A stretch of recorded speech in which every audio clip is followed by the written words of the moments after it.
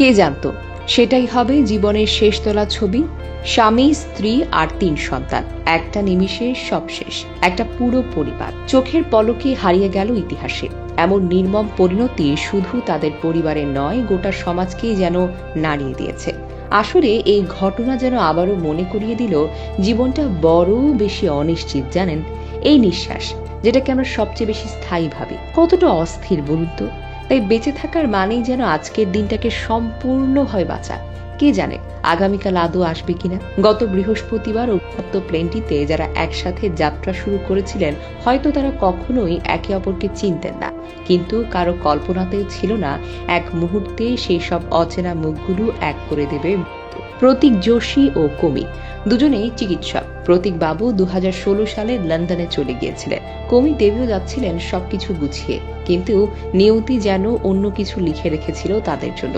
রইল শুধু একটি হাসি মুখের ছবি, একটি সেলফি, যেখানে আছে একটি সুখী পরিবারের শেষ মুহূর্ত। এই মর্মান্তিক দুর্ঘটনায় আরো একটি পরিবারের স্বপ্ন থেমে গেল। কিন্তু এমনই হঠাৎ করে সবকিছু থামিয়ে দিতে পারে স্বপ্ন দেখা, ফিরে আসার প্রতিশ্রুতি বা কারো অপেক্ষা।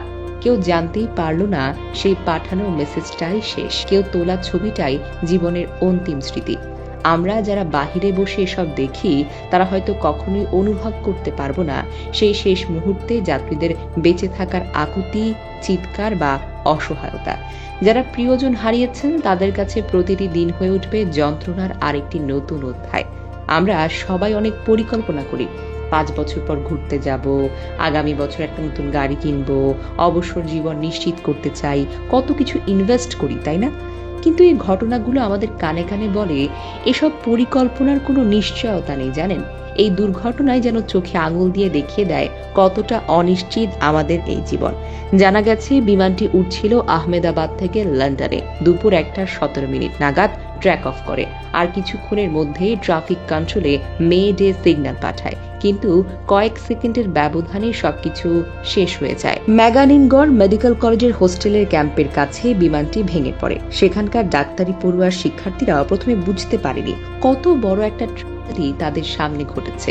বিমানটিতে মোট 217 জন প্রাপ্তবয়স্ক, 11 জন শিশু ছিলেন।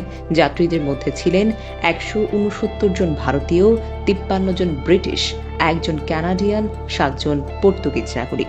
মাত্র কয়েক সেকেন্ডে এই 4 থেকে 5টি দেশকে একই যন্ত্রণায় বেঁধে ফেলল এই দুর্ঘটনা। এই মিছিলের মধ্যেও কিছু মুখ বারবার আমাদের সামনে আসছে ভাইরাল হওয়া সেলফিতে। মানুষগুলো এখন তো আর নেই, তবুও সেই হাসি আমাদের চোখে যেন জল এনে দিয়েছে। তবুও ধ্বংসস্তূপের মধ্যেও কখনো কখনো জীবন যেন মাথা তোলে।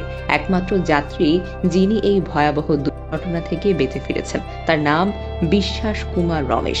বোয়িং 787 থেকে 788 ড্রিম লাইনারের এই একমাত্র জীবিত মানুষ যেন মৃত্যুর মুখ থেকে ফিরলেন অলৌকিক নয়, জীবনের জয় হয়ে। সবশেষে বলতেই হয়, ইচ্ছে, স্বপ্ন, পরিকল্পনা হাজারটাই থাকতে পারে, কিন্তু সেগুলো সত্যি করার মতো সময় হয়তো জীবন আমাদের দেবে না। তাই যতটুকু সময় হাতে আছে সেটুকু প্রাণ ভরে বাঁচতে হবে। ভালোবাসুন, কারণ নিশ্চিত করে বলা যায় আগামীকাল আপনার জন্য আদৌ কিছু আছে কিনা আমরা সত্যিই জানি না।